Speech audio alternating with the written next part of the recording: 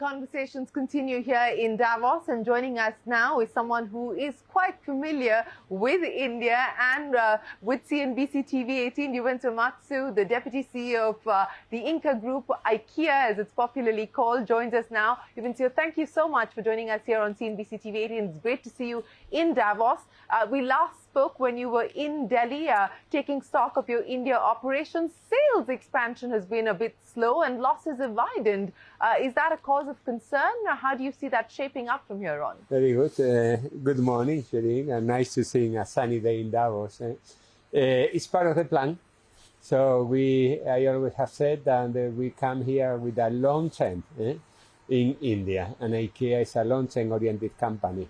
So we are investing in setting the preconditions for long term affordability in the country. And we have invested, and we will keep investing, and we are very proud of the journey we are in. But at this point in time, while I understand the need to invest because you are setting up new stores, and we'll talk about that in just a second, but what about demand? What about consumption? Are you seeing any indications of any weakness at this point in time? No, it's customer love. India, we have 180 million visitors online. And then we have a lot of visitors online. And then our stores in Mumbai, in Hyderabad, in Bangalore are welcoming thousands of very good people who want to have a better life at home. The expansion plans now and the expansion in the north specifically, let's talk about where things are and how soon you see those stores opening, whether we talk about Noida or Gurgaon. Yeah, as I said, we are operating in Mumbai, in Hyderabad, and Bangalore.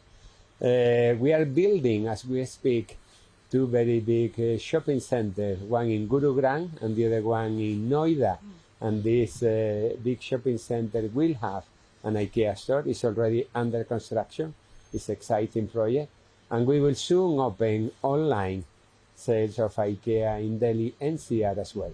At the same time, we have offering online in Gujarat, in Telangana, in Andhra, in Karnataka, and we have opened for now 62 new cities for more online business. So, and then we are exploring and we are scouting for more opportunities to open more physical stores in these states and also in new states as well.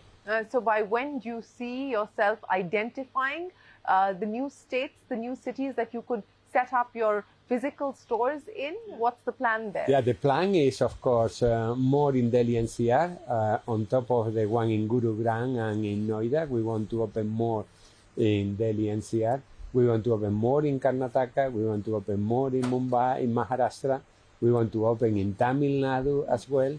So step by step, we are expanding. And so over the next 5 years, how many stores could we be talking about for Ikea? Depending on the availability of the land, the more the better, but we need to find the right location.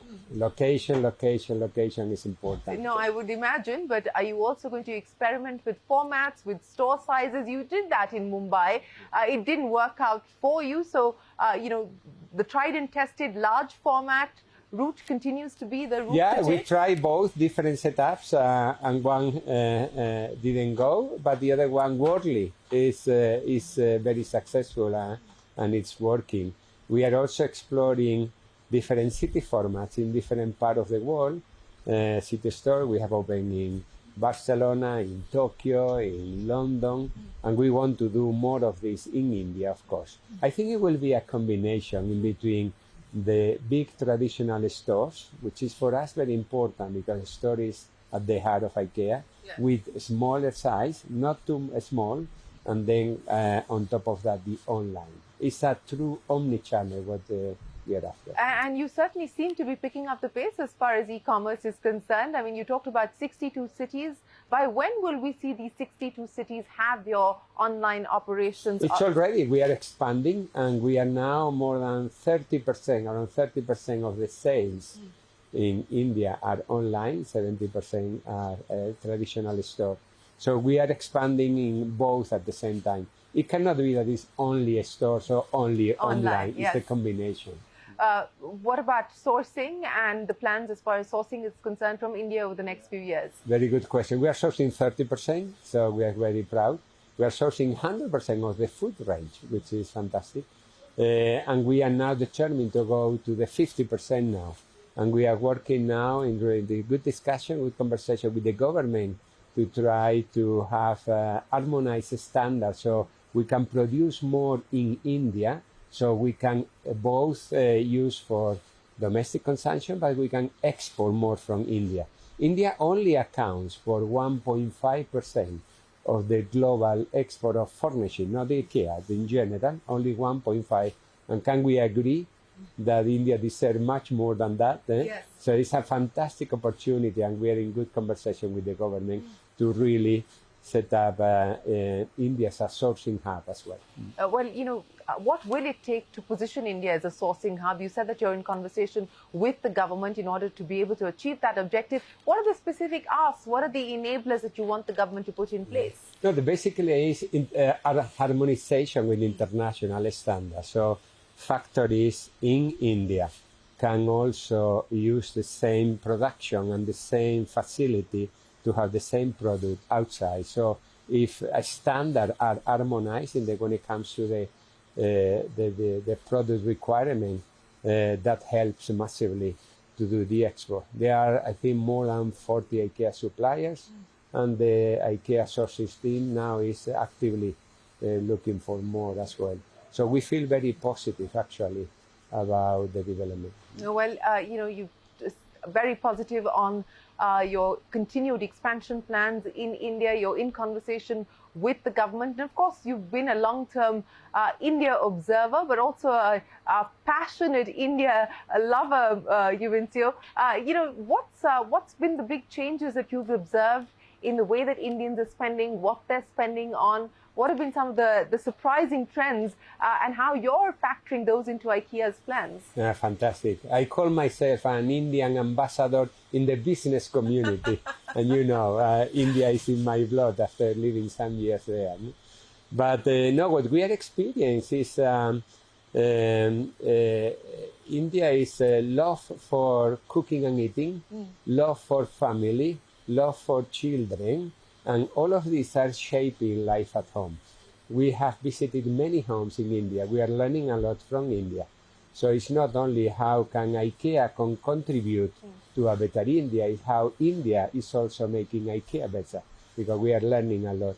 And the idea is, of course, to keep offering affordable and sustainable life at home. We also feel very proud of our sustainability agenda.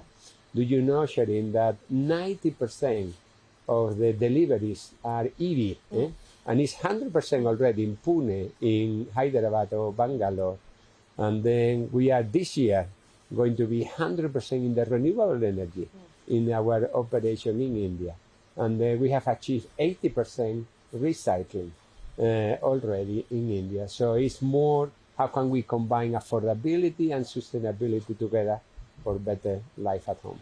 So that's as far as India is concerned. But what about the global outlook, Juvencio? We're at the start of a new calendar year. What does the demand environment look like in 2025? What do you see as the opportunities and some of the big risks? In some markets, there is a decline of the home furnishing sector, but IKEA is growing. And IKEA is growing despite of heavily invested in price reduction. So after COVID and after all the impact in supply chain, inflation impacted the life of many people over the world. That's why we were very brave last year, and we decided to invest 2.1 billion euros in lowering prices of IKEA products in all the markets where we operate. And now we see that despite of creating impact in the result, of course, it was a good decision, because this is another proof point that IKEA is siding with the many people. So we felt very proud of that decision, and the customers are really saying that to the same to us. Is there room to drop prices any further? We will always keep working to lower costs. IKEA is really a low-cost company, and the reason to have low cost, it's not to have more profit for any shareholder, it's to reduce the prices for the customer. Our net profit, 85%, remains in the company to keep expanding and making IKEA more affordable and sustainable. And 15% goes to the shareholder, which is a foundation, to support the charitable activities of IKEA Foundation. So there is €0 that goes to the private pocket of any shareholder. So we internally say, without low cost, we can never achieve our purpose. Well, yes, and it is an interesting model that IKEA follows. But, we're here with President Trump taking office in a few hours from now. What's the expectation on what that could mean as far as business is concerned? Yeah, let's see. Everybody's expecting the first signing. But for us, it's always a long term. Of course, you have IKEA is built on the long term. And it's in the long term where we are really committed. We communicated more than a year ago, actually, that we were investing in US as well. So our agenda will not change, and we will keep growing in that market as well. But let's see how is the impact. But the most important thing is to always have a long-term view in everything we do. Juvencio, always a pleasure. Many, many thanks for joining us. We wish you the very best of luck with IKEA's expansion plans in India, and we look forward to seeing you back there. Thank you, Shereen. Thank you so much. Well, we will take a break here. That's the IKEA plan for India. More stores on the anvil, more e-commerce expansion as well. And, as Juvencio said, he is the Indian ambassador for India in the business community. So plenty of love there for India. A break, back in a moment with more.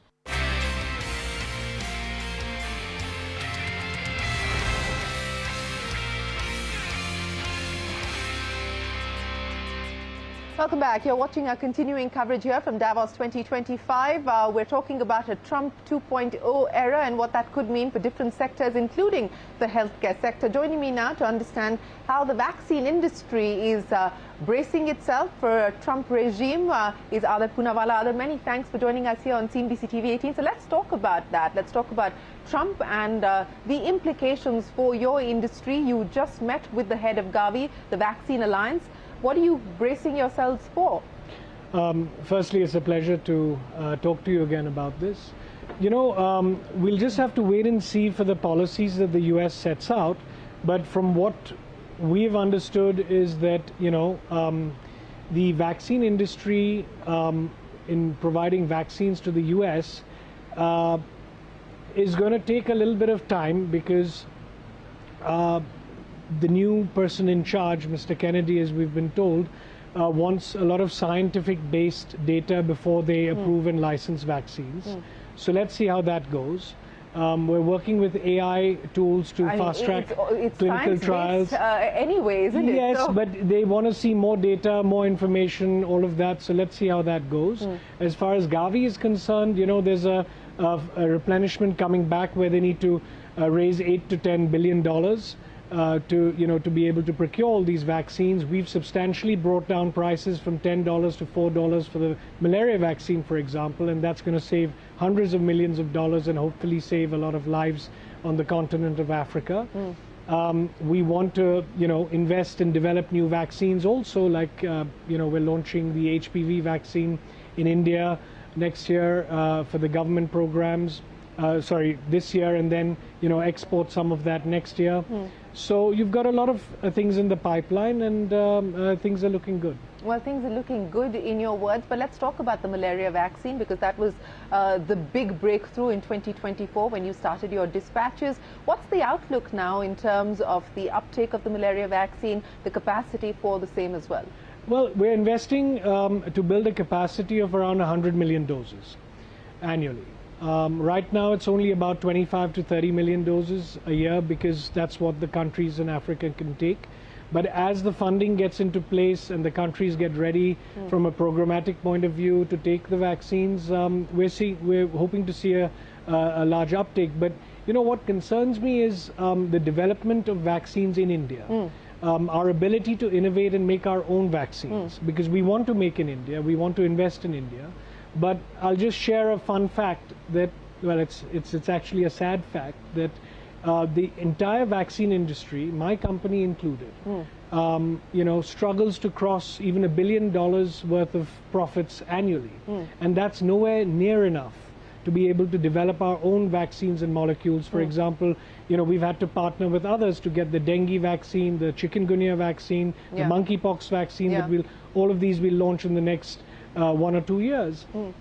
So, I think the government has to relook at and relax some of the price controls that we have. We're not talking about removing price controls, because we want the public at large to be able to access, affordable healthcare. But today we're selling vaccines at less than the price of roadside shoes and other consumables and commodities that, it needs to be relooked at, because only then can we make enough profits to reinvest and innovate and make our own vaccines. So you're saying the profits that you're making today are not enough for you to be able to invest in R&D? No, not at all. If you just look at some of the companies here, Pfizer, GSK, Sanofi's, if we want to have those companies and that size of a company, for an Indian, they make tens of billions of dollars worth of profits, so that each of these drugs and vaccines take years to develop and hundreds of millions of dollars. Take the malaria vaccine. We spent, it was all self-funded, we funded it ourselves, but it took us 5-6 years. We could have done that much faster. As I said, the whole vaccine industry combined makes just $1 billion worth of profits. You look at all the other industries in India, they're flourishing. IT industry, the auto industry, steel, you name it, everything, because they don't have restrictions. If the biotech industry got what the IT industry got 10-15 years ago, every biotech company would make $1 billion a quarter, and that's the kind of money and capital you need. But we're talking about healthcare, we're talking about saving people's lives, so it has to be something that a common person can access. Absolutely. So when I say relook at it, I'm not talking about removing price controls. I'm talking about relaxing price controls. So if we're talking about a vaccine which is being sold at 100 rupees or 200 rupees, right now the MRPs are being reduced. And someone needs to look at it. Instead of being increased by 10 or 20% or 30%, and these are vaccines that you take, for example, that protect you for, say, 10 years. Today you buy a painkiller, or you buy any medicines, or you buy other consumables, or you spend on any sector that you look at in India. What is a few hundred rupees? So we're still talking about keeping it affordable. It's just got to balance it out so that, the industry can grow, also create more jobs, more investment, and most importantly, you look at even the COVID times.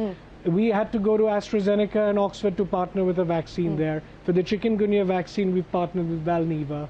For the monkeypox vaccine, we've partnered with Bavarian Nordic, and so on and so forth. So yes, the partnership model works, but if you want to develop and make in India everything from scratch, you need that kind of capital to be able to do that. So it's the chicken or the egg, and that needs to be balanced. I'm not saying, remove price controls so that it becomes unaffordable. Absolutely not.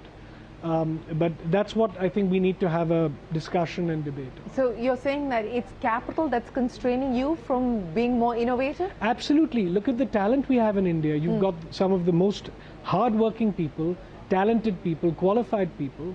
They may not want to work 70 hours a week, but we work even, through Saturdays in our manufacturing. So, you've got everything going for us. We just need the capital. Well, you waded into the 70-hour and the 90-hour debate, didn't you? Tweeting a picture of yourself and claiming that your wife is the one staring at you on a Sunday. Well, I don't know how much she actually stares at me on a Sunday, but the point was made in lighter vein to just articulate that, there are things outside of work that one needs to be able to enjoy, experience. Even if you're talking about, if you're a senior level manager or a CEO, you need to be able to, network with people outside of the office, whether it's to raise capital, access to technology, know what's going on. How can you do that if you work, 70 hours a week? So I think, whoever said that also meant that it was just meant in zest that you must work hard. There's no substitute for hard work. I totally agree with that. But it needs to be balanced. Well, what is the balance that you go for at Serum? I mean, how do you look at this issue of how much and, you know, balancing between what you require in terms of your personal growth and personal time off with the needs of the organization? Well, I dedicate 70 to 80% of my time on Serum Institute, and we have other businesses and investments like Poonawalla Fincorp, and you know, we have a lot of private equity investments that I manage as well. But as far as the workforce at Serum, you know, we have an 8-hour shift, which itself is quite grueling. If you're talking about physical labor, you know, for most part of the activities, I think 8 hours is very reasonable and fair. We have, you know, multiple shifts. So we start at 7:30 in the morning. That shift gets over at 4, and then the next shift takes over. So we don't work more than 8 hours per shift, because I think that's you know, the human limit, because after that you see productivity also going down, which is also very important. Yes, it is very, very important. But you talked about some of the other businesses. Let's talk about Poonawalla Fincorp, and it's been a difficult time. I mean, we've seen that being reflected in the numbers as well. Also a fair degree of churn of people. What's going on there? Well, you know, ever since we took over Magma, there was a huge change in churn at that time, turning around the product portfolio, the people at that time as well. We got into retail lending and certain products which was, they would focus more on the unsecured space. Now, given the sort of delinquencies we're seeing across the board in the unsecured lending, we felt that we should focus more on secured lending, LAP, housing, other sort of secured lending, and that's where we felt it was time for a seasoned team, which we managed to get over from HDFC partly and from other banks and NBFCs, putting together a really good set of senior leadership, where we're now going into many other verticals, you know, gold loans, LAP, and so many other things. And perhaps even using AI for customer service, for even underwriting, for lending, and so many other things. So that's an exciting part also, where I think some efficiencies can come in. Now we're on a good footing going forward. When do you expect a turnaround? No, the turnaround has already begun. So, you know, what I would say is that with the new team in place and the new investments, the OPEX, which is there to incubate some of these new businesses, I think you're going to see a huge turnaround in the figures in the coming year. This financial year obviously is not going to be what it was last year, because we've written off a lot of the old legacy books. So we wanted to clean it up rather than having an overhang. Is the cleanup done? It's done. We've written it off in terms of, you know, providing for it and making the provisions.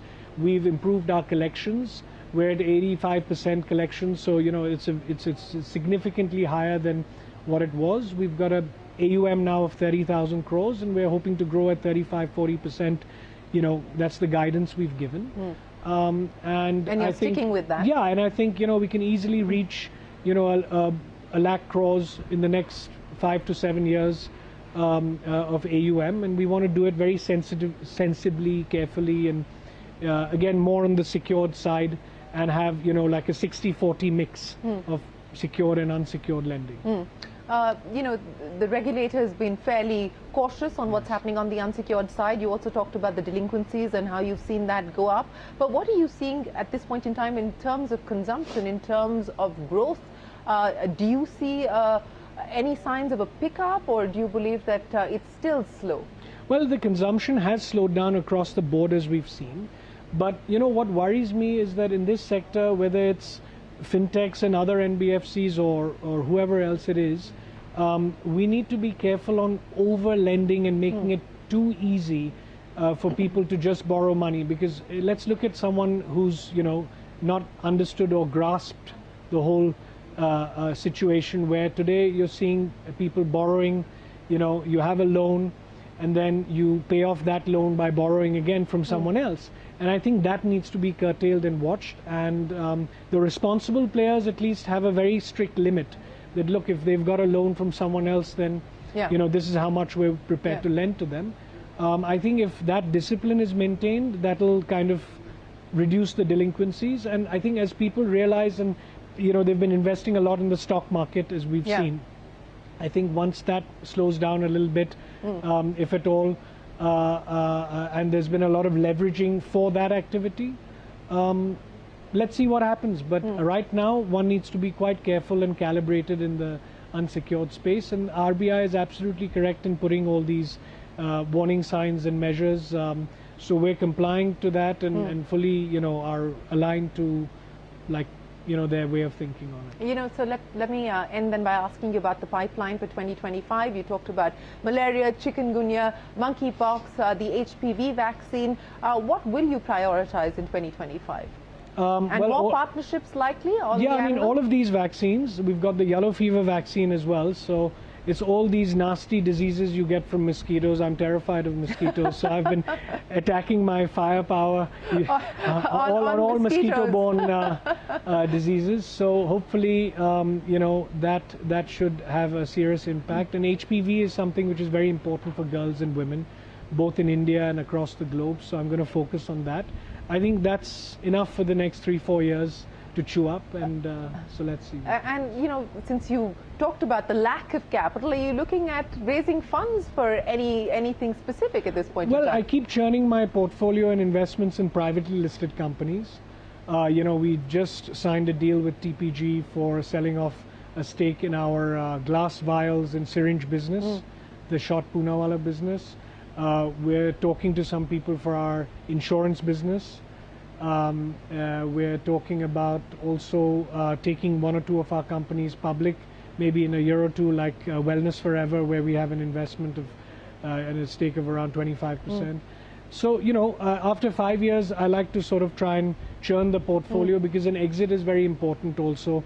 Otherwise, you sort of get stuck in with investments and you don't get the liquidity. So I like to just churn that portfolio. So well, we hope that you churn what you need to churn effectively and continue to deliver on the vaccines and the pipeline that you have there, as well as turn things around at Poonawalla Fincorp. Many, many thanks, Adar, for joining us here on CNBC TV18. With that, it is time for us to wrap up this conversation, but there's a lot more coming up. Don't go anywhere. We're back in a moment with more.